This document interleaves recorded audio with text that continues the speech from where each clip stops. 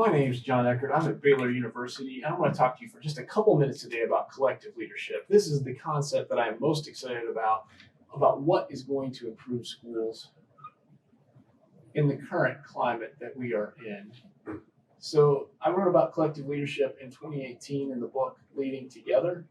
And the way I define collective leadership is not based on position, personality type, or any kind of personal characteristics, but it is work done toward shared goals.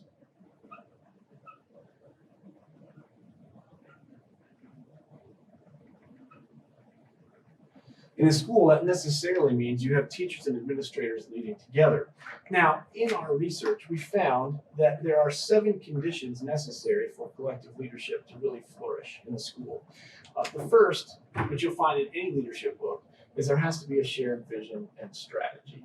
Without this, it's very difficult to move forward. To have that, you need supportive administration. So supportive admin is necessary if you're going to have teachers leading alongside administrators. With that, you need resources. These are financial as well as human capital resources. You need people with the time and talent to be able to do the work, that they're not spread so thin that there's nothing more they can do. The last piece that we need is work design. And by last, I mean in these first 4 conditions, we call these our antecedent conditions, that everything builds from this. If we don't have this under control, nothing else really matters. So supportive administration, vision and strategy, resources and work design, we say are antecedent to the conditions that follow. And those conditions that follow are supportive relationships and good working norms. So without strong relationships, improvement's not going to go very far. We see those relationships bearing themselves out in shared influence. Teachers and administrators leading together, seeing each other teach, working with each other towards student goals, but sharing that expertise, where expertise is allowed to spread in that school and beyond the school. That leads to a strong orientation toward improvement. Risk isn't just tolerated, it's expected, it's celebrated, and then reflected upon. So we're not taking random risks, but we're taking risks that make a difference and we can see progress.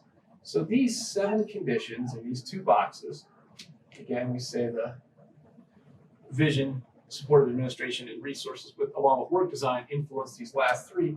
They create development experiences where teachers and administrators grow together.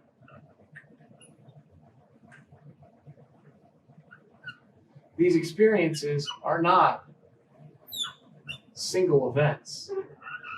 These are events that grow and improve over time based on the 7 conditions that influence them.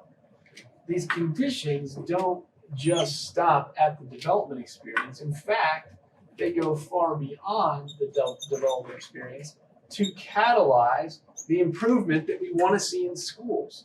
So that supportive administrator accelerates the work that comes out of development experiences. Those relationships, shared influence, and strong orientation toward improvement accelerate what we see as teachers grow and lead together. So that should improve both collective leadership capacity and collective leadership practice.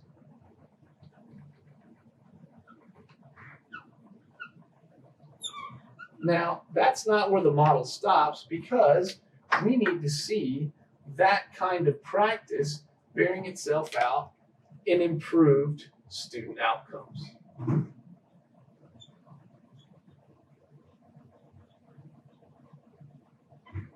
As we all know, improvement doesn't really matter much if it does not positively impact student outcomes. That's our most important goal as educators. How do we create space for improved student outcomes? Now, the great thing about this model is that then feeds back in an iterative process into improved practice, improved development experiences, and it improves all 7 of these leadership conditions.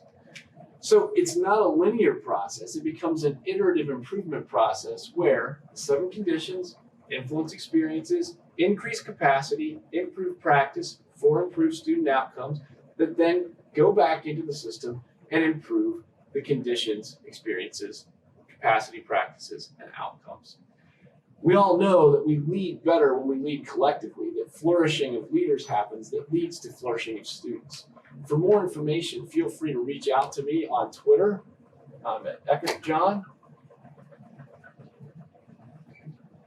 Or email me at my Baylor address, john_eckert@baylor.edu.